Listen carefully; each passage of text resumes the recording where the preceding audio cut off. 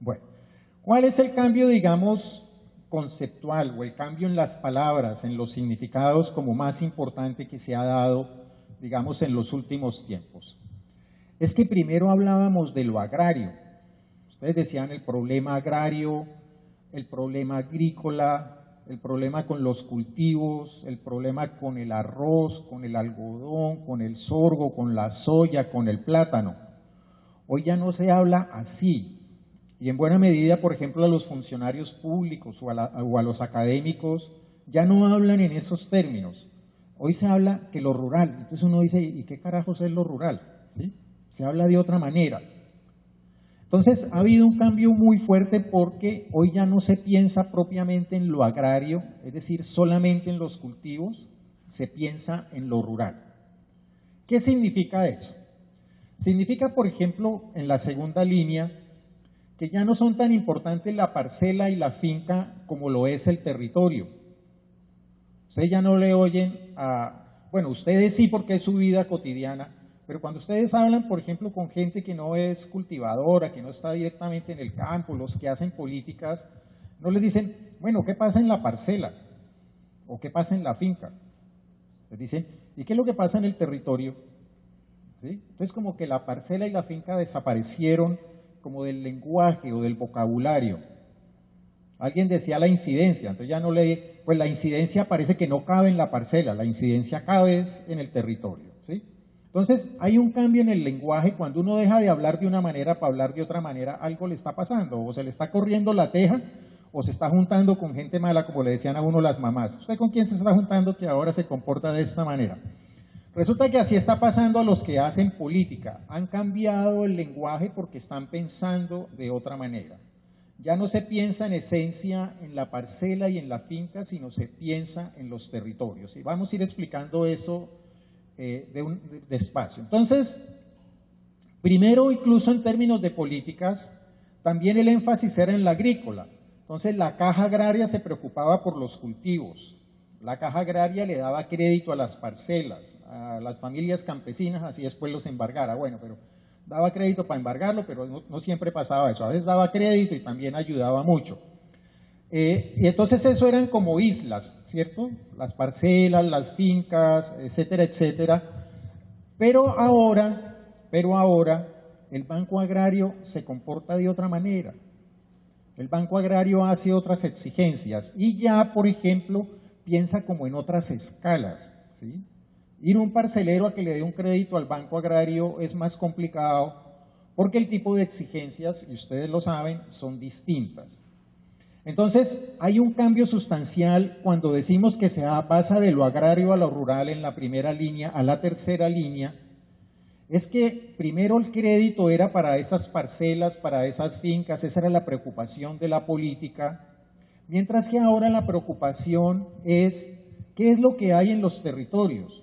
Y en los territorios hay, además de parceleros, finqueros, hay grandes inversionistas, hay recursos mineros, hay agua, hay recursos biológicos y hay una cantidad de gente que vive en las ciudades que quiere tener una casa de campo. Y cada vez está pasando más eso en el mundo rural colombiano, ¿sí? Entonces, mientras que antes la política que se centraba en lo agrario pensaba en hacer los apoyos agrícolas, hoy en día la política que piensa en lo rural y se relaciona con el territorio, lo que dice es, no hay que apoyar solo las parcelas y las fincas, hay que apoyar todo lo que hay allá en el mundo rural. Eso quiere decir que incorporamos todos los territorios y explotar lo que se mueve y lo que no se mueve en esos territorios. Entonces, hoy hablamos de lo rural para entender no solamente la actividad agrícola, sino todo lo que hay en los territorios rurales. Ese es un cambio muy importante porque por eso empieza a aparecer tanta gente tan extraña en el mundo rural. Es que la política ya piensa no en lo agrícola, no en lo pecuario, piensa en qué hay en ese territorio que sea susceptible de explotación. Entonces, ese es el primer gran cambio al que nos afrontamos hoy en día. Esto pues está asociado con unas dinámicas muy fuertes del capital, es decir, del dinero, de los dueños del dinero, que tienen la necesidad de nuevos recursos para para satisfacer cambios tecnológicos, con una demanda mundial muy fuerte de alimentos y de materias primas, para hacer cosas tan elementales que usamos todos los días, pero que a veces no nos parecen tan evidentes como los celulares. ¿Sí? Hay una encuesta que hicieron en Francia que le preguntó a los jóvenes ¿de dónde viene la leche? Y el 85% respondió viene del supermercado. Bueno, nos preguntamos a veces de dónde vienen estos aparaticos. Pues estos aparaticos, este a través del cual estoy hablando o este computador, sus recursos para construirlos vienen en buena medida del mundo rural, porque ahí están esas materias primas, ¿no? Como todos queremos tener celulares y todos queremos tener computadores, pues cada vez es más intensa la necesidad de buscar las materias primas para construir eso. Y en la medida en que necesitamos más de eso, pues eso desplaza la política de la agricultura y de las actividades pecuarias hacia la política que busca dónde es que están esos recursos para fabricar todas estas cositas. Bueno, desde esta lógica, pues se van imponiendo como nuevos proyectos y nuevos mecanismos de explotación de los recursos naturales. Por ejemplo, ustedes han oído de pronto una cosa que se llama la agricultura por contrato. Bueno, ¿y eso qué es? ¿Sí? Porque, digamos, a muchos de ustedes no les ha llegado. Pues la agricultura por contrato es ni más ni menos un procedimiento mediante el cual, por ejemplo, un país que a uno le parece lejano y solo lo cuenta en chistes como los chinos. Bueno, los chinos son 2.000 millones de personas, 1.300 millones de personas, perdón. Es decir, 30 veces la población de Colombia, que somos 45. Los chinos, como todos los humanos, pues comen y tienen que comer todos los días, ¿cierto? Si uno no come, pues simplemente se muere. Pues los chinos están necesitando producir alimentos para una población tan grande y necesitan tierra. Entonces, muchas veces hacen contratos en otros países que son de compra de tierra y traen chinitos, los chinitos vienen y producen y se llevan la comida para China. Digamos, esa es una modalidad de agricultura por contrato. Y hay otras modalidades. De pronto no ha pasado aquí en el Magdalena Medio, pero por ejemplo, son algunas figuras que están tratando de desarrollarse en la altillanura colombiana, aunque no necesariamente con chinos. ¿Sí? Bueno, o alguna palabra que se ha vuelto muy común en el lenguaje, por ejemplo, de los funcionarios del SENA, los emprendimientos. Entonces uno dice, ¿qué es un emprendimiento? Pero deviene de esa nueva forma de entender lo rural. El emprendimiento es una persona que es capaz de hacer un negocio, pero entonces uno se pregunta, bueno, lo que yo hago no es un negocio, de pronto sí, de pronto no, porque eso tiene unas exigencias específicas. O los agronegocios de los cuales ustedes han oído hablar mucho.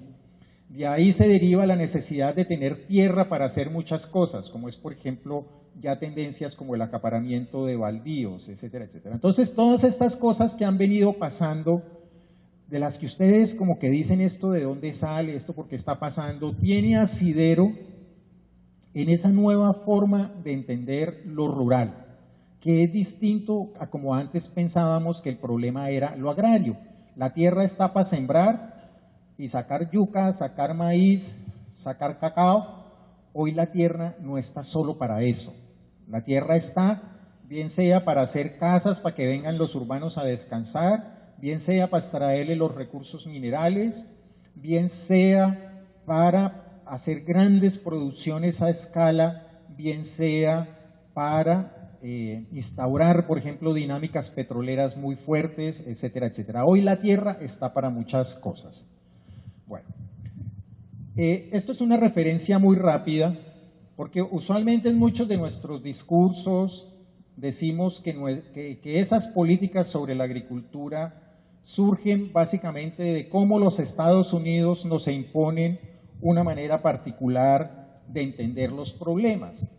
Y no, hoy en día el enfoque sobre lo rural surge de lo que se conoce como la política agrícola común de la Unión Europea, que cuando intentó reorganizarse como unión de países, pues dijo, por ejemplo, en el sur de Italia se producen naranjas, Pero resulta que sale más barato traer las naranjas de las colonias europeas. Entonces la pregunta, bueno, ¿qué hacemos con los productores de naranjas del sur de Italia? Entonces había que hacer algo con los productores de naranjas del sur de Italia. Entonces se dijo, eso es bueno para el turismo. Entonces que no produzcan naranjas, sino que se dediquen al turismo porque nos resulta más fácil traer las naranjas del África. Entonces la Unión Europea generó un cambio de las actividades de la gente en la medida que entre los países trataban de hermanarse y borrar las fronteras. Eso indujo a que se dijera, no tenemos que estimular siempre la política para lo rural a través de las políticas agrícolas, porque como en el caso del sur de Italia, los que producen naranjas van a tener que dejar de hacerlo porque vamos a traer las naranjas de otro lado. En consecuencia, nos plantea el problema de qué hacemos con los pobladores del sur de Italia. Entonces dijeron, no, el mundo rural sirve para otras cosas, eso sirve para turismo. Entonces, eso planteó también un problema de que era mucha gente en muchos municipios. Entonces dijeron, no podemos resolver el problema municipio por municipio, tenemos que enfocar eso como un territorio. Entonces, la discusión en la Unión Europea condujo a que los énfasis de las políticas no tienen que estar centrados en la agricultura, tienen que ver qué otras cosas se pueden hacer en el mundo rural y no tenemos que ligarnos solamente por unidades administrativas, sino por territorios. ¿Ya? Entonces, la discusión de lo rural condujo a algo que ustedes le han oído decir a muchas personas, que es la multifuncionalidad del mundo rural. Lo rural tiene que servir para muchas cosas distintas a las actividades agrícolas. Entonces, si lo que es más rentable es fomentar lo que hoy en día se llama ecoturismo, como en el sur de Italia, entonces que ese territorio se dedique al ecoturismo porque es mejor traer las naranjas de otro lado. ¿Sí?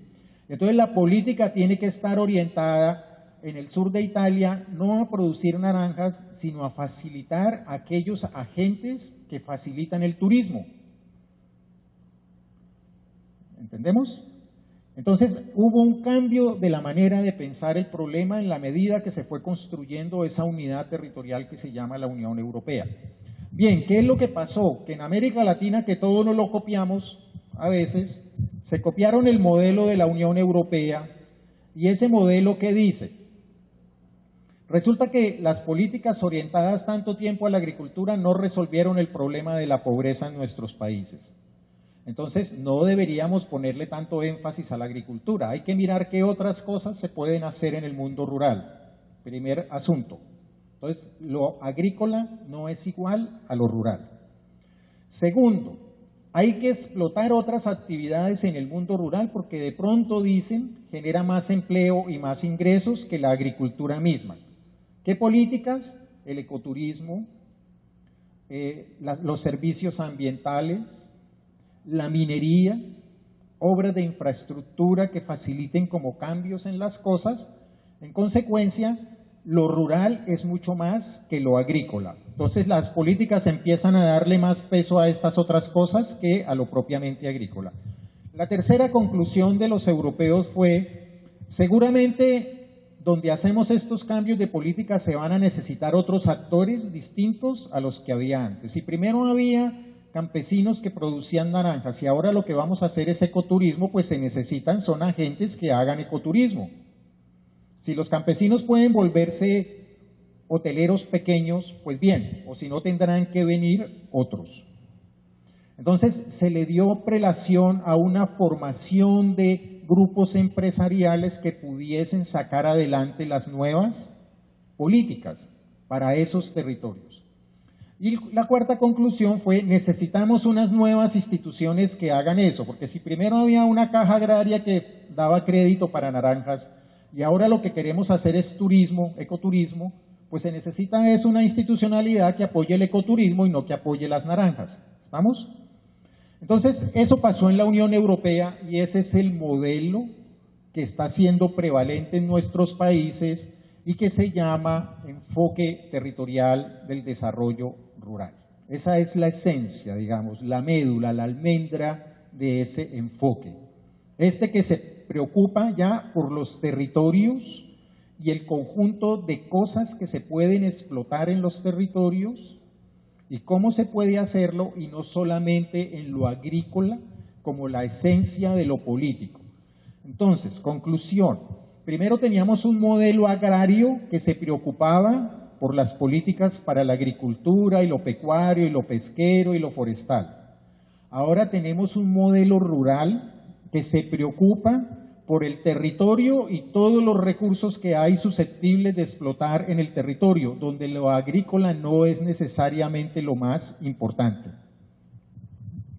Eso se ha hecho a través de una institución que se llama el Instituto Iberoamericano de Cooperación para la Agricultura, que ha hecho cosas muy importantes, pero que de pronto ustedes las reconocen por los problemas con Agroingreso Seguro, porque fue la entidad que hizo los contratos para los apoyos al agroingreso seguro. Entonces, en esa medida, ellos dicen, aquí hay que pensar en nuevas dimensiones que tienen que ver con lo económico, lo social, lo ambiental y lo político institucional. Ustedes me dirán, bueno, ¿y eso cómo se come? Bueno, en Colombia lo hemos visto porque esto es un enfoque que se viene desarrollando desde los años 90. Entonces, cuando ustedes vieron, por ejemplo, que desaparecieron programas como el DRI, que desapareció en el año 2003. Y uno dice, bueno, pero ¿y se acabó el DRI? ¿Cómo por qué? O se acabó Pronata, ¿cierto? Que eran programas orientados a facilitar y a promover la agricultura. Y se desaparecieron y punto. Bueno, tiene que ver con eso que el énfasis no es propiamente lo agrícola en estos tiempos. O cuando se hizo una fusión de una cantidad de instituciones y todas pasaron al INCODER. Entonces, el INCODER hoy en día es la fusión como de 4 o 5 viejas instituciones que había antes. Esa reforma también se hizo concluyó en el año 2003. O como cuando desapareció la Caja Agraria y se volvió Banco Agrario, ¿sí? Entonces, este enfoque del que les estoy hablando tiene que ver mucho con todas esas reformas a las que acabo de hacer referencia, ¿ya? Que tienen que decir, no, el énfasis no es la agricultura, el énfasis es lo rural, entendido lo rural de esa manera. Entonces, ellos dicen que su objetivo, nos devolvemos un segundo, perdón, es reducir la pobreza y promover el bienestar de la población rural, bajo el supuesto que aquellos que no han podido salir de la pobreza haciendo actividades agrícolas podrán salir de la pobreza involucrados en otra serie de actividades que se desarrollen en los territorios rurales. Dicen otras cosas como que el desarrollo territorial, además de reducir la pobreza, espera mejorar la seguridad alimentaria, impulsar el desarrollo humano, disminuir como las diferencias de crecimiento entre pequeños y medianos y grandes, y promover otra vez patrones de uso sostenible de los recursos naturales. Pero pues la pregunta que nos podemos hacer es ¿qué? La otra pregunta que nos podemos hacer es ¿qué significa ese modelo? De pronto es bueno para la Unión Europea, pero ¿qué significa ese modelo puesto en un contexto como el colombiano con los conflictos que tenemos en Colombia? Ahora, ellos dicen, por ejemplo, que los propósitos superiores de ese enfoque territorial del desarrollo rural son la cohesión social y la cohesión territorial, es decir, que en torno a las múltiples actividades que se desarrollan en los territorios rurales la gente se pueda cohesionar, ya no como campesina o productora agrícola, sino como productora agrícola, como productora de servicios ambientales, como gestora del ecoturismo, como vinculada como mano de obra a los grandes agronegocios, etcétera, etcétera. Es decir, que haya como una multiplicidad de actividades desde las cuales la gente se reúna y no solamente como agricultora. Y en términos de cohesión territorial, que es decir, bueno, cómo se relacionan los territorios entre sí en esta nueva perspectiva, suponiendo que hay que entender a Colombia como esa relación de las nuevas actividades del mundo rural y las nuevas maneras como se entienden los territorios. Entonces, eso es el enfoque territorial del desarrollo rural. Pues le da relevancia al territorio, que se vuelve el objetivo de la política pública. Como les decía al comienzo, ya no es la parcela o la hacienda, es el territorio. promueve la necesidad de desarrollar políticas públicas adaptadas a ese contexto, que se logre una cooperación entre agentes públicos y privados. Eso tiene una expresión muy concreta que ustedes están viviendo en sus territorios, que son las alianzas público-privadas, por ejemplo, derivan de ese enfoque. Y redefinir el papel del Estado, en particular en lo que tiene que ver con la provisión de bienes públicos. Por ejemplo, las carreteras ya no las hace el Estado desde hace mucho tiempo, se hacen mediante sistemas de concesiones con entidades privadas. Regular la economía simplemente y construir democracia e institucionalidad local. Se dice el Estado debe como concentrarse en esas cosas, ¿no? Entonces, ese enfoque tiene implicaciones que depende el contexto y la manera como se aplique, pueden ser más o menos útiles. Yo no estoy diciendo que es un enfoque perverso, estoy diciendo que hay que ponerlo en un contexto y que depende de los actores que tengan más poder para controlar ese enfoque, pues seguramente tendrá unos desarrollos más o menos beneficiosos para un tipo de población que para otra. Bueno, discúlpenme que ponga este párrafo tan grande ahí en la pantalla, pero la definición, digamos, actual del enfoque territorial del desarrollo rural es la que ustedes pueden leer ahí. Si quieren les doy 4 segundos para que la lean, mientras yo tomo agua. Pero pónganle cuidado básicamente a lo que está subrayado. Es una política que intenta como transformar las relaciones productivas e institucionales de los territorios. Si ustedes lo quieren decir en pocas palabras, es eso. Pero bueno, entonces, ¿cómo podemos avanzar como en entender qué es lo que acompaña esa discusión? Terminar la identidad en que lo rural es igual a lo agropecuario, como lo hemos dicho, lo rural es mucho más que lo agropecuario. Darle importancia a los vínculos con mercados dinámicos, que eso dicho en cristiano es una palabra que también entra nueva al vocabulario, que es competitividad. Y ustedes dicen, ¿eso qué es? Bueno, si hay una manera complicada de decirlo, es eso. ¿Sí? Es como nos vinculamos a mercados dinámicos, pero ¿alguna vez nos explican eso qué es?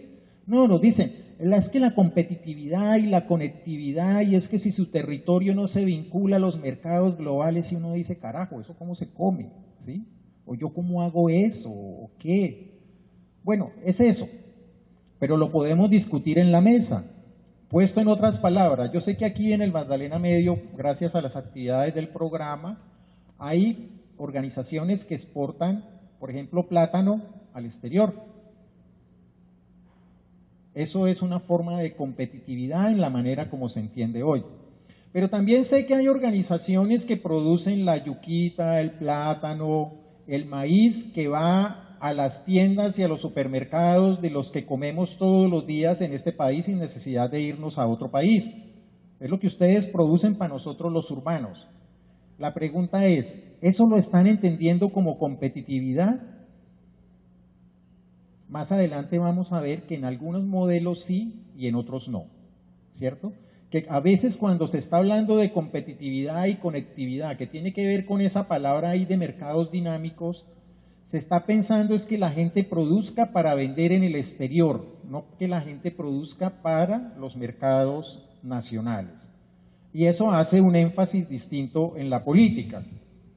No sé si ustedes alguna vez han sido víctimas de las encuestas de emprendimiento, donde a la gente le preguntan, bueno, ¿y usted habla inglés para que pueda entrar en los mercados de competitividad y pueda tener relaciones de conectividad con el mundo contemporáneo y la globalización? Y uno dice, primero tengo que hablar bien español para entender qué es lo que me está diciendo y después le explico si hablo inglés. ¿Sí? No sé si alguna vez les han hecho esa encuesta, pero bueno, todo eso tiene que ver con que hoy en día las cosas nos las explican de una manera más complicada, como decía el compañero. Nos dicen nuevas palabras para explicarnos algo que ustedes hacen sencillamente todos los días, como es desarrollo rural. Nos hablan de innovación tecnológica. Y ustedes dirán, pero ¿qué es innovación tecnológica si los asesores de las UMATAS, muchos desaparecieron hace tiempos porque no tienen ni para la gasolina? Entonces, ¿qué será eso? ¿Sí? ¿Qué será innovación tecnológica? Bueno, en algunos casos quiere decir que hay que introducir en algunas tendencias semillas transgénicas. La pregunta es, ¿ustedes quieren semillas transgénicas? ¿O quiere decir biotecnología? Y uno dirá, ¿y eso qué es biotecnología? Bueno, en otros casos son las peleas de los paros recientes agrícolas de los campesinos diciendo, tenemos derecho a mantener nuestras semillas para poderlas usar, y el ICA diciéndoles, no, ustedes no pueden. Entonces uno dice, bueno, ¿de qué trata la innovación tecnológica si no puedo mantener mis semillas? Pero entonces hay una serie de palabras raras que tiene el nuevo enfoque sobre el desarrollo rural, que tenemos que entenderlas para poder dar a veces los debates y mostrar por qué las semillas propias también son innovación tecnológica, si lo queremos poner en esos términos, ¿sí? Pero tenemos que tener elementos para discutirle a estos bogotanos. Yo, como soy de Ibagué, puedo hablar mal de los bogotanos, que a veces le imponen a uno las cosas. Bueno, sigamos.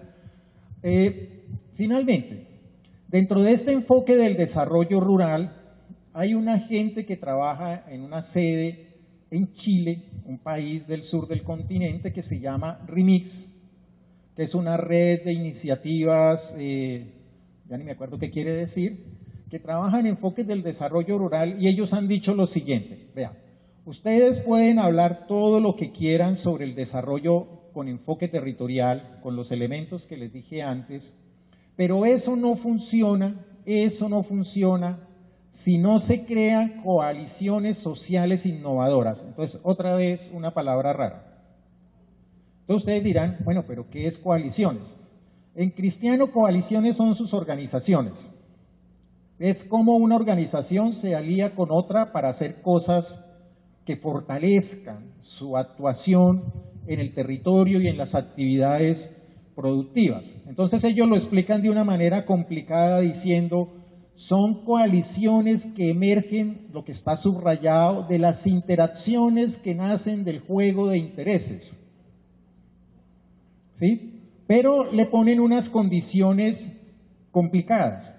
Es que dicen, esas coaliciones surgen de composiciones sociales de base amplia, con sectores relevantes dentro y fuera del territorio. Ustedes lo están haciendo, ¿sí? Se están relacionando entre varias organizaciones de distintos territorios. Pero le ponen otra condición, es que son coaliciones poderosas. Entonces ya entra el problema del poder. ¿Cómo hacemos para lo que ustedes hacen, que es encontrarse hoy aquí personas de organizaciones de distintos territorios, pueden tener el poder, y entonces ahí viene la palabra que decía el compañero, de incidir, es decir, de cambiar, de transformar o de hacer que los intereses de ustedes sean los que efectivamente guíen el desarrollo rural de sus territorios? Eso quiere decir incidencia. ¿Cómo tenemos el poder para que lo que queremos sea lo que guíe la política pública sobre nuestros territorios? Y la otra condición es que tengan disposición de un proyecto territorial que además se sustente en un discurso. Es decir, que además de que uno lo hace, pueda explicarlo y pueda defenderlo. Porque si no, viene otro con un discurso más poderoso y nos cambia la política. ¿Sí? Entonces las cosas no solamente hay que hacerlas, sino entenderlas y poderlas explicar y poderlas defender. Entonces estos señores dicen, esas coaliciones deberían tener esas características. No es suficiente con que nos pensemos que estamos en un territorio, sí, pues estamos ahí, pero puede venir otro y sacarnos, y puede venir con un discurso más fuerte y cooptar el recurso público, y entonces se orienta el recurso público para este que viene con un discurso más fuerte y con más plata. Entonces no es suficiente estar en el territorio y pensar el territorio, es generar esas coaliciones poderosas que nos permitan defender lo que queremos hacer en el territorio. Bueno, terminemos con ese enfoque territorial y pasemos rápidamente a los otros porque se me está agotando el tiempo. Hay otras visiones alternativas que pueden caber dentro de un enfoque territorial del desarrollo, dependiendo de cuáles son las coaliciones que definen qué es lo que se quiere hacer en el territorio. Ese enfoque territorial del desarrollo rural nos puede servir o nos puede no servir, dependiendo quién lo controle. ¿Quién cree coaliciones y discursos para imponer qué es lo que se hace en el territorio? Pero si nosotros controlamos ese enfoque, ahí podemos desarrollar una serie de visiones alternativas. Por ejemplo, la agroecología. Muchos hablamos que de la agroecología. Yo quisiera decirles dos cosas solamente sobre la agroecología. La agroecología es un enfoque sobre el desarrollo rural que se basa en el uso de los recursos propios que tiene la gente. La agroecología no es una técnica de siembra, ¿cierto? La agroecología usa distintas técnicas de siembra, ecológicas, pero la agroecología en sí misma es un enfoque del desarrollo rural, que se basa en esos principios globales: manejo y uso y conservación de los recursos naturales, desarrollo y difusión de tecnologías accesibles, económicas y aceptables, como por ejemplo las semillas propias que ustedes usan, políticas agrarias que sean compatibles con la gente que está en el territorio, y mercados, precios e incentivos justos. Por supuesto, hay múltiples formas de hacer eso, pero las podemos conversar después. Se basa, por ejemplo, en que contabilicemos los costos ambientales. ¿Qué de lo que hacemos tiene unos impactos ambientales que deterioran nuestros propios recursos y después no tenemos con qué trabajar? Por ejemplo, degradamos la montaña, contaminamos el agua, contaminamos el suelo, perdemos las semillas propias por estar comprando semillas mejoradas, echamos más agroquímicos de los necesarios, etcétera, etcétera. Eso hay que contabilizarlo porque después la naturaleza nos los cobra. Puede que ahorita no, ni en 3 años, pero cuando hoy vemos, por ejemplo, esas inundaciones tan severas que se repiten, pues es la naturaleza que nos está cobrando en buena medida cómo es que hemos usado los recursos. También requiere de estabilidad política, ¿no? Como decía la señora de la televisión, esta discusión entre Juanpa y Zurriaga, pues no sabemos para dónde vamos a coger, ¿no? Pero bueno, requiere estabilidad política, es decir, para que la política apoye un modelo de sustentabilidad. Pero si en un momento la política lo que apoya es que se siembren semillas transgénicas, pues como dicen los muchachos, paila. Si en otro momento dicen, no, es que sí, hagámosle algo de sustentabilidad, pero no hay investigación tecnológica para hacer eso. Para ponerles un ejemplo, los campesinos de Boyacá, ¿qué es lo que han pedido? Que se le baje el precio a los agroquímicos. Y entonces mucha gente se les ha ido encima, pero ¿cómo van a pedir ustedes que se baje el precio de los agroquímicos si esos agroquímicos contaminan? Que ustedes son unos contaminadores, que la sustentabilidad, que no sé qué. Entonces los pobres campesinos de Boyacá han quedado, ¿seguimos en la lucha por la rebaja de los agroquímicos o qué? Porque nos regañan. Bueno, ¿dónde está el modelo de sustentabilidad para sembrar papa a gran escala? No existe. No existe. Entonces tenemos que hacer investigación tecnológica para poder desarrollar la sustentabilidad. Eso nos obliga a pensar en una política para el efecto. Pero se necesita un sistema político que diga, si queremos reducir la tal cantidad de agroquímicos que se le echa a la papa, hay que tener una institución que apoye la investigación tecnológica para hacer papa sustentable. Porque eso no es simplemente que yo quiera. Es que eso tiene unas condiciones. Bueno, ustedes saben, a ustedes les deben haber echado el rollo, no le eche agroquímicos, sí, pero es que viene el bichito y se me come la vaina, ¿qué hago? Al final uno termina echándole, ¿no? Bueno, requiere la agroecología esas otras cosas que están ahí, que ustedes seguramente lo han visto en algunas de sus discusiones. La agroecología requiere también pensar otras cosas para que sea un modelo de desarrollo rural. Entonces hay un profesor que se llama Julio Carrizosa que dice, no es solamente que queramos ser sustentables, eso implica que la política actúe, ¿sí? Y para que la política actúe se necesita que haya políticas territoriales que estén basadas en la gestión ambiental y en la sostenibilidad local. Pero eso requiere política, no simplemente buenos deseos. Requiere que proyectemos a futuro qué es lo que queremos que sea nuestro territorio en términos de sustentabilidad. ¿Queremos que haya agua? Pues hay que haber una política para proteger las cuencas, así de sencillo. ¿Queremos que haya montañas que se sostengan? Pues eso implica cambiar la tecnología de siembra, ¿sí? Cosas así. Se necesita que los municipios en sí mismos sean sostenibles, es decir, que piensen cuáles son sus zonas de vida, cuáles son las unidades biogeográficas que hay que proteger y si se mantiene la población. Pero si queremos tener agua y acabamos con los páramos, ¿sí? y anulamos las lagunas y los ríos y las quebradas, pues de entrada estamos creando las condiciones para que la población se salga. Necesitamos que los problemas de concentración del poder en zonas ecosistémicas que son importantes, pues se resuelvan. ¿Qué quiere decir eso?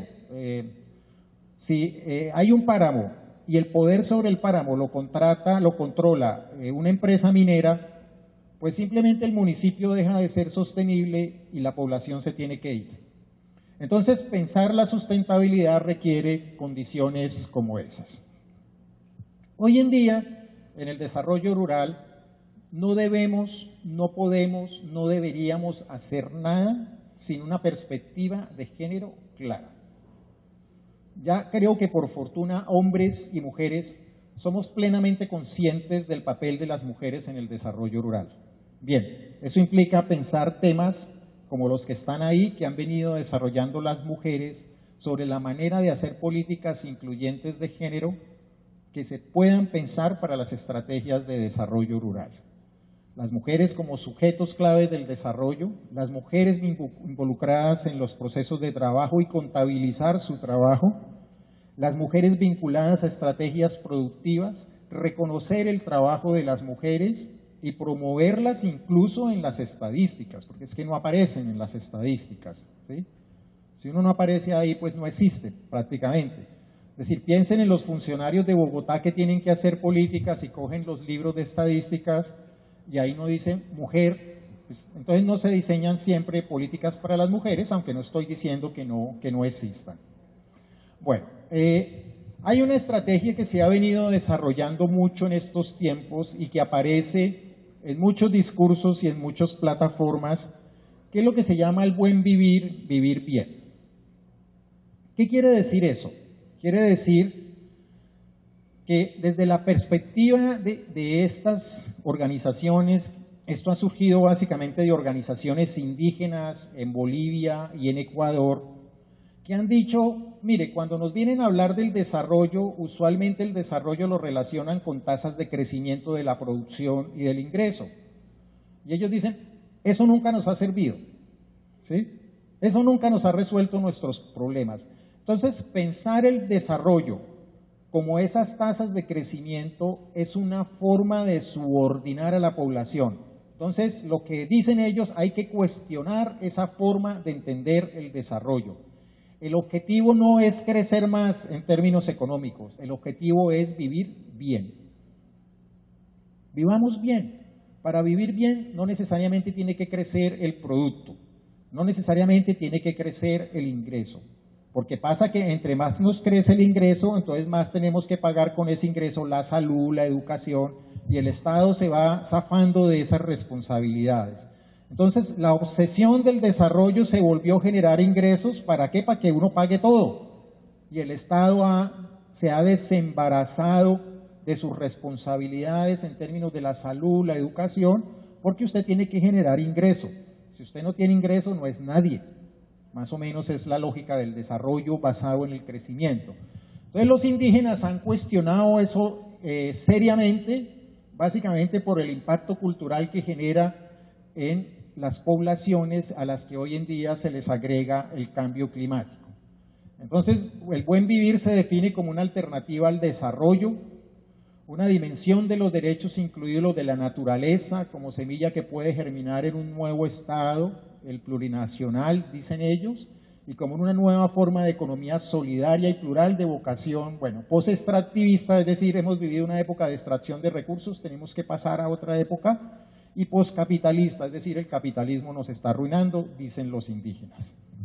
Bueno, hay otra tendencia que influye mucho en los programas de ustedes. Ustedes habrán oído hablar de Vía Campesina. Vía Campesina es la organización que surge como reacción a la política agrícola común europea, a la que me referí hace un rato, ¿cierto? pero basa sus principios en la defensa de la seguridad alimentaria, como dice ahí, ¿sí? Vía Campesina surge como una organización europea campesina que ha extendido sus relaciones a 90 países, muchos de ellos incluso en Colombia, y que asienta sus banderas sobre la defensa de la reforma agraria y del agua, de la biodiversidad y los recursos genéticos, la soberanía alimentaria y el comercio, en la defensa de las mujeres, de los derechos humanos, detener las migraciones de trabajadores rurales, apoyar la agricultura campesina sostenible y sobre todo a los jóvenes. Y ha incidido mucho en las plataformas de las organizaciones colombianas. Ustedes las ven en muchos de sus programas que entienden. Bueno, otro enfoque del desarrollo rural viene de lo que se llamó el Informe de Desarrollo Humano, que se caracteriza porque dice Colombia es un país, la Colombia rural se caracteriza por procesos de modernización apuntalados en un orden social injusto que lleva al fracaso del modelo de desarrollo y propone hacer una reforma rural integrado, transformadora, que tiene dos objetivos: combatir la pobreza y resolver el conflicto rural para alcanzar una sociedad sostenible, estable e involucrada en procesos de modernización permanente. Entonces, eso dice ese informe, que fue muy debatido y comentado en el país. Hay otro enfoque sobre el desarrollo rural para mostrar otra tendencia, que es el proyecto de ley de tierras y desarrollo rural del gobierno nacional. Fue un documento que seguramente ustedes conocieron, que es importante porque abre un debate sobre el desarrollo rural cuando ese problema no se debatía en el país de manera fuerte hace 15, 20 años. Da lugar a los pequeños y medianos productores, aunque el proyecto no habla de campesinos y campesinas, habla de pequeños productores, que es distinto. Y porque innova en algunos instrumentos que pueden ser útiles para hacer usos más racionales de la propiedad y del suelo. De hecho, uno de los propósitos de ese proyecto es formalizar la propiedad de la tierra, que como ustedes saben en Colombia es uno de los grandes problemas en términos de la estabilidad de las poblaciones. Pero ese proyecto tiene varias dificultades. Por ejemplo, aún definiéndose como un enfoque territorial, todo su énfasis es en agricultura. Por ejemplo, en ese proyecto no se nombra a los ganaderos, no hay una política en ese proyecto para la ganadería y las tierras usadas en pastos. No se hace referencia a los conflictos, es un mundo rural sin conflictos, seguramente por lo que el gobierno estaba tratando por aparte la negociación con las FARC, pero pues entonces no se puede sustraer eso de una discusión sobre el mundo rural. Tiene una ambición ambiental muy frágil, no trata los tratados de libre comercio, que tienen un impacto muy grande sobre el mundo rural, y acude a una serie de propuestas institucionales que son las mismas de siempre, es decir, no hay instituciones para el desarrollo territorial rural en el proyecto del gobierno. Está el proyecto de la Mesa de Unidad Agraria, que ustedes también de pronto conocieron, que ponen el énfasis en la comunidad rural, que se espera que esa comunidad tenga un control sobre el territorio y los recursos. Se basa en la idea de derechos fundamentales y en la participación y la planeación del sector rural a partir de las comunidades. Tiene también el problema que coloca el énfasis en el campesinado y las mujeres, lo que está muy bien, pero no reconoce a los otros actores del mundo rural. Hoy en día tenemos que pensar que en el mundo rural hay empresarios, hay mineros, hay banqueros. Entonces, ¿qué vamos a hacer con ese conjunto de actores? ¿En qué consiste una propuesta que reconozca a todos esos actores y diga, bueno, aquí deberían quedarse los banqueros, aquí los empresarios, aquí los campesinos, bueno, eso hay que discutirlo, ¿cierto? ¿Qué hacemos con tantos actores en el mundo rural? No tiene un enfoque territorial, no piensa el territorio porque trabaja más sobre la idea de la comunidad y tiene una propuesta institucional que es tan enredada que es muy difícil incluso de explicar. Bueno, hoy en día pues están las mesas de La Habana, o la mesa, perdón. La mesa pues tiene dos antecedentes, las políticas del gobierno, y el gobierno llega a la mesa con su proyecto de ley de tierras, al cual acabo de hacer referencia, pero las FARC vienen con unos antecedentes antiguos, en la discusión de cómo las FARC entienden lo rural. Están los 8 puntos iniciales que formulaban las FARC en lo que se llamaba el Programa Agrario de los Guerrilleros, que fue formulado en el año de 1964. Posteriormente, en la 8ª conferencia realizada en el año de 1993, las FARC le hacen algunas innovaciones a ese programa relacionadas básicamente con los procesos de apertura de la época del presidente César Gaviria y la comercialización de narcóticos y la explotación de recursos naturales. Entonces al viejo programa agrario le añaden estos puntos.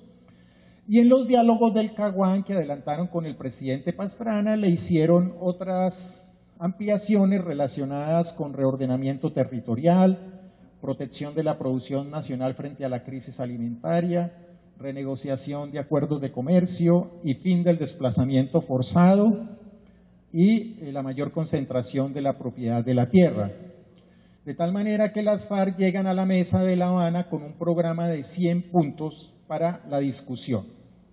Los programas de las FARC tienen una dificultad, es que colocan el énfasis en campesinos y colonos, pero no son muy claros en qué es lo que proponen hacer con los demás actores rurales.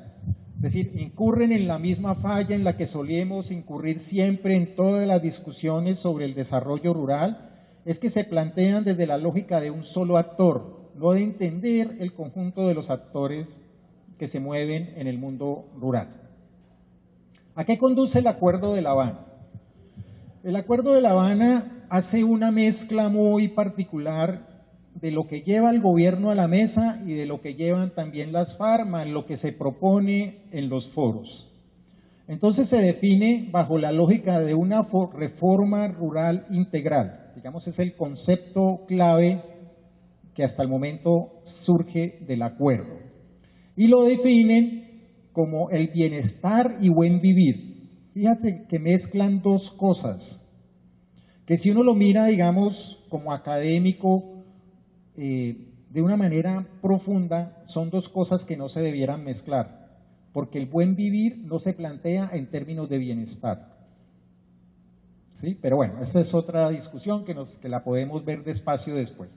Pero ellos, fruto de esos dos actores, mezclan dos cosas que son bienestar y buen vivir de la gente del campo: la integración de las regiones, la erradicación de la pobreza, la promoción de la igualdad, el cierre de la brecha entre el campo y la ciudad, la protección y disfrute de los derechos de la ciudadanía y la reactivación del campo, especialmente de la economía campesina, familiar y comunitaria. Y el segundo eje de los acuerdos de La Habana es que lo acordado reconoce y se centra el papel fundamental de la economía campesina, familiar y comunitaria en el desarrollo del campo.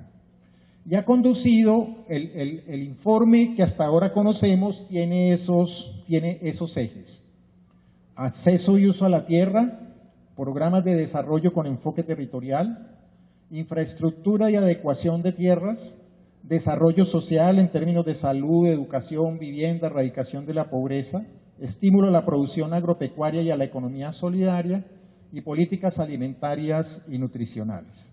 Esos son los ejes del acuerdo que hasta el momento va en La Habana, ¿verdad?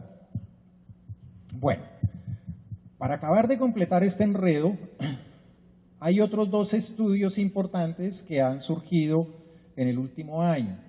Hay una institución que se llama FEDesarrollo, que es muy importante en términos de que incide fuertemente en los gobiernos para la definición de las políticas públicas, y que ha formulado una propuesta que se llama Política para el Desarrollo de la Agricultura en Colombia, que se basa básicamente en lo siguiente. Ellos dicen: desde una perspectiva del enfoque territorial, hay que fortalecer esas políticas que permiten explotar todos los recursos rurales, pero ellos hacen el énfasis en la agricultura, y lo que dicen es que hay que promocionar los bienes agrícolas que son importantes en el mercado mundial, que debiéramos orientarnos básicamente a producir para el mercado mundial.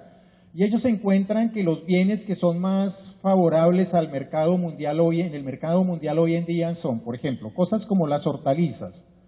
Todo el mundo quiere comer hortalizas hoy porque está de moda, ¿cierto? Se supone que eso mejora la digestión y le da a uno más años de vida, reduce el cáncer, el estrés. Bueno, uno lo puede decir como un culebrero, ¿cierto? Coma hortaliza, bueno. Entonces, las hortalizas están de moda, entonces hay que producir hortalizas. Las frutas exóticas, se acordarán ustedes de Uribito con su obsesión con las uchuvas. Bueno, eso es una fruta exótica, la uchuva. Y proponen también que los agronegocios, que son, por ejemplo, los agrocombustibles. Entonces hay que promocionar más la extensión de la palma, porque la palma se ha vuelto importante en términos de agrocombustibles y sería uno de los productos a colocar en ese mercado mundial. El cacao, ¿cierto? Entonces es una propuesta como de 5 grupos de productos que ellos estiman debieran ir al mercado mundial y a eso debiera estar orientada la política agrícola. Y proponen además resolver los problemas de informalidad en la propiedad de la tierra y generar lo que ellos llaman bienes básicos, es decir, vías, acueductos, luz. Si ustedes quieren ver una expresión clara de la propuesta de FEDesarrollo, fue el programa agrario de la candidata Marta Lucía Ramírez, ahora en su carrera por la presidencia. Es decir,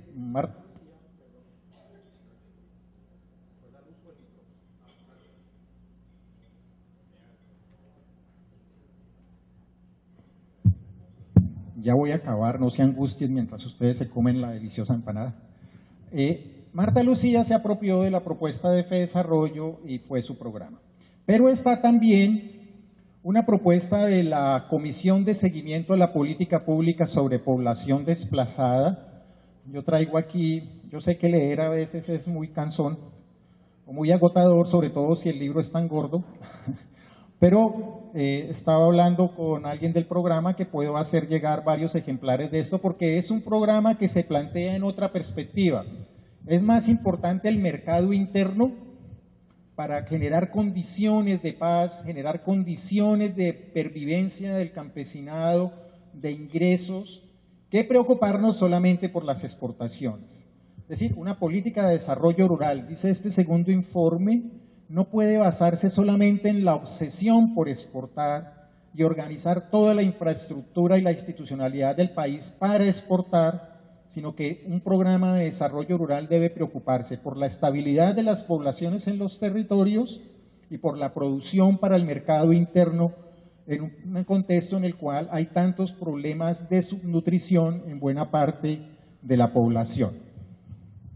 Y entramos en la recta final con lo que proponen los paros campesinos. Los paros campesinos desde finales del año pasado, aunque siguen una tradición de los paros campesinos en los últimos 40, 50 años, basaron su programa en los siguientes puntos: medidas y acciones para hacer frente a los problemas de la producción agropecuaria, que ustedes viven eso todos los días. Acceso a la propiedad de la tierra. Reconocimiento a la territorialidad del campesino, pueblos indígenas y afros, puesto que esa territorialidad está siendo vulnerada. Manejo democrático de los proyectos de pequeños mineros. Adopción de medidas y garantías para el ejercicio de los derechos políticos. Políticas de inversión social rural y urbana en cuanto a educación, salud, vivienda, servicios públicos y vías, y resolución del conflicto armado y los cultivos de uso ilícito. Esos son los puntos claves del programa de las organizaciones que se movilizaron en los paros de los últimos días. Pero esos paros condujeron a la organización de la cumbre agraria, que se realizó ahorita en el mes de abril en Bogotá. La cumbre plantea 8 puntos como temas claves de su idea de desarrollo rural, que son estos: tierras, territorios colectivos y ordenamiento territorial, la economía propia contra el modelo de despojo, minería, energía y ruralidad, en términos de un tema que hay que discutir por la incidencia que tiene en el mundo rural, cultivos de coca, marihuana y amapola, no tanto promoverlos, sino pensar el tema. Derechos políticos, garantías, víctimas y justicia, en cuanto que en términos de la convulsión del mundo rural está generando muchos problemas. Derechos sociales, relaciones campo-ciudad, paz, justicia social y solución política. Estábamos hablando anoche que el programa, yo no sé de dónde va a sacar plata, va a sacar fotocopias de estos documentos para que ustedes los tengan y puedan tener mucho más elementos, y si no están vinculados como a esta dinámica de las organizaciones que están poniendo un case muy duro para la discusión de lo que debe hacer el desarrollo rural, pues lean lo que proponen y en la medida en que ustedes lo vean necesario, pues se vinculen a esta dinámica. Bueno, eso es en buena medida lo que se está discutiendo sobre desarrollo rural. Uno diría un sancocho. Pero bueno, el sancocho tiene un sentido porque uno mezcla esas vainas para que sepa rico. El problema es que están todos los elementos puestos ahí, pero hasta ahora no sabía rico. Porque es muy bueno para la discusión, porque hay muchas ideas, pero la manera como eso está disperso tiene unas implicaciones muy duras en la vida de ustedes, ¿sí? Entonces hasta ahora no es un sancocho que sepa rico. Son una cantidad de elementos que nos obligan a mirarlos con cuidado y a tomar posición para saber desde dónde se ubica lo que ustedes están haciendo y qué perspectiva del desarrollo rural es la que ustedes quieren asumir. Porque es que por fuera de eso que les he dicho, hay unos temas que no se plantean desde la idea del desarrollo rural, pero que sí inciden fuertemente en lo que ustedes hacen todos los días. La ley 1448 de víctimas, que a veces pues tiene su particularidad, pero no está plenamente integrada a la discusión sobre el desarrollo rural. Es decir, en cierta manera es como autónoma, aunque habría que mirar cómo se integra dentro de la dinámica del desarrollo rural. Pero muchas cosas que se hacen en el desarrollo rural le impiden que la ley entre en vigencia plena. Toda la discusión de cultivos de uso ilícito. Ya hay unos puntos avanzados en La Habana, entonces hay que mirar si eso de verdad es útil para resolver ese problema. Si tal como se ha planteado en el acuerdo, los 3 puntos definidos sobre cultivos de uso ilícito ayudarán a resolver este problema que incide fuertemente en el mundo rural. La minería, y perdónenme que se me quedó por fuera la infraestructura. No hay nada que esté alterando más la vida rural hoy en día que la minería y las obras de infraestructura, como las represas. En estos días pues está, por ejemplo, las luchas de los compañeros que están aquí peleando contra Hidrosogamoso, está también la pelea de los compañeros del Quimbo, están las peleas de los compañeros del Sumapaz, etcétera, contra las represas hidroeléctricas. Los tratados de libre comercio que no se definen propiamente para el mundo rural, pero que también tienen implicaciones muy fuertes en el mundo rural. La ley de ordenamiento territorial, que es un cascarón que permite establecer alianzas que pueden ser útiles o pueden ser muy perjudiciales para la estabilidad de las sociedades rurales, en particular del campesinado. Por ejemplo, tiene mecanismos como las alianzas público-privadas. Entonces uno ve ahora muchas zonas inundadas de esas cosas que se llaman alianzas público-privadas y uno dice, ¿esto qué es? Pero cuando uno ya se da cuenta qué es, le toca irse, porque vino con una fuerza tal. Entonces esta ley está incidiendo fuertemente en los ordenamientos rurales, la podemos discutir en los grupos para saber qué significa. Y las políticas sobre cambio climático. Vamos a mirar solamente muy rápido lo de cambio climático, porque aunque hasta el momento es solo un enunciado en Colombia, y básicamente en Colombia se ha ligado a los impactos que tienen los desastres naturales, sí es una política que poco a poco va a ir incidiendo en el desarrollo rural porque implica cosas como estas. Para hacer procesos de adaptación al cambio climático, se propone que hay que hacer investigación agrícola, que hay que hacer uso de variedades mejoradas. Entonces hay que preguntarnos, ¿qué querrá decir ahí variedades mejoradas? ¿Sí? ¿Serán las viejas variedades mejoradas? ¿Serán unas nuevas? ¿Quién va a hacer eso? ¿Cuánto nos va a costar? Bueno, tiene una serie de implicaciones. Prácticas adecuadas en riego. En un país donde los distritos de riego se abandonaron hace tanto rato, ¿qué querrá decir hoy eso? Conservación de suelos y siembra directa. Manejo del agua. Mejoras en los sistemas de vigilancia climática y oceanográfica, sistemas de alertas tempranas, maximizar la infiltración del agua en los suelos. Por ejemplo, las empresas petroleras que hacen exploración podrían decir, nosotros estamos maximizando la infiltración del agua en el suelo. ¿Es eso lo que queremos? Conservación de ecosistemas de alta montaña, variedades resilientes al clima. Es decir, todo un lenguaje nuevo que empieza a impactar el mundo rural y a veces no nos lo explican. Entonces, así como están llegando ingenieros y todos a hacer perforaciones, dentro de poco, si es que se amplía la política de cambio climático, van a empezar a llegar agentes del cambio climático a que venga, hacemos infiltración adecuada del agua en el suelo. Yo no. Bueno, señor, hagámoslo, ¿cierto? Pero ¿eso qué quiere decir? Entonces, bueno, quiero terminar con lo siguiente. Ese contraste entre el contexto, es decir, lo que ustedes viven todos los días, y la negociación de La Habana y estos enfoques sobre lo rural, nos están planteando a futuro una transición muy difícil.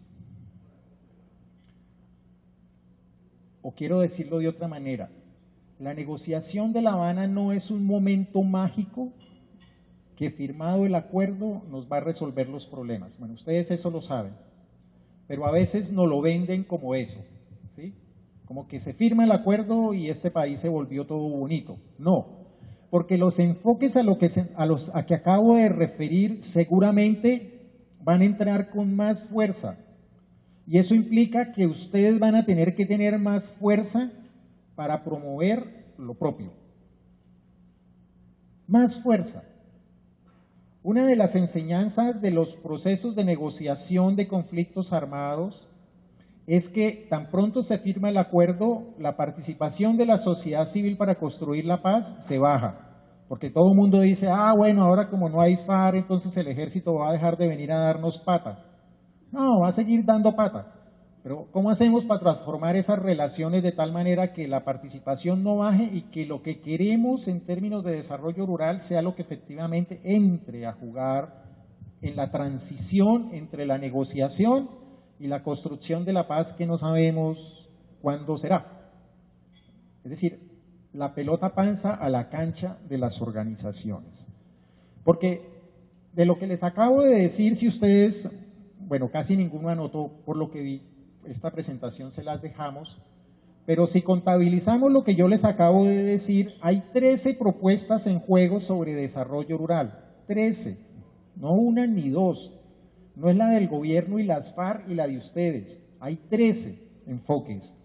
4 que llamamos convencionales, es decir, que promueven la idea de crecimiento a rajatabla para exportar, y 9 alternativas. Pero además de eso están los 6 temas transversales a los que les hice referencia, por ejemplo, como la minería o el cambio climático. Entonces tenemos un sancocho de 19 tendencias que inciden en el mundo rural.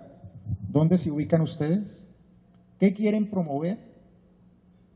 ¿Cuál es la fortaleza que ustedes ponen si hablan de territorio para defender sus territorios? ¿Y qué quiere decir territorio? Yo no sé si ustedes hayan hecho ese ejercicio. ¿Qué es el territorio para ustedes? ¿Qué hay en sus territorios? ¿Qué es más prioritario en el territorio? ¿Hacer explotación minera? ¿Zonas de reserva alimentaria? ¿Zonas de reserva campesina? ¿Agricultura empresarial? ¿Agricultura familiar campesina? ¿Palma campesina? ¿Cacao? ¿Biodiversidad? ¿Una combinación de todas? Pero vamos a hacer todo eso combinado con minería, combinado con actividades empresariales, ¿dónde los campesinos, dónde los empresarios, dónde las petroleras, dónde las mineras? ¿Qué queremos? ¿Qué es el territorio y qué queremos hacer con él? Me parece que eso es lo que está en juego en términos de desarrollo rural. Y que si estas negociaciones conducen exitosamente, es decir, si no gana Zurriaga y gana Santos, pues nos plantea una situación de un tipo. Si no gana Juanpa y gana Zurriaga, la situación es otra. ¿Cuál situación queremos y cuál es nuestro plan A y nuestro plan B en términos de cómo se dé la definición política ahora? ¿Qué vamos a hacer para que la idea que ustedes tengan de territorio case con la idea de enfoque territorial del desarrollo si gana Juanpa? Porque el comisionado de paz dice, la paz se va a hacer con enfoque territorial. ¿Y eso qué es? ¿Qué es enfoque territorial para ustedes? ¿O cómo combinamos enfoque territorial con agroecología? ¿O cómo combinamos enfoque territorial con agroecología y buen vivir? En definitiva, ¿cómo es que quieren vivir ustedes y qué idea construyen de desarrollo rural para que vivan como quieren vivir? Gracias.